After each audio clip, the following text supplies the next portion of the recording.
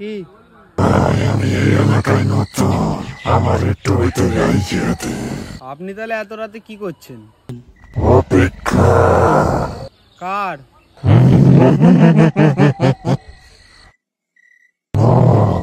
কার? আমার বউ। আপনার কি? কানে শুনতে পাস না? দুবার তো বললাম। আমার বউ। ও বউ, আপনার বউ মরে গেছে নাকি? মরছি তো আমি। ও আপনি ভূত?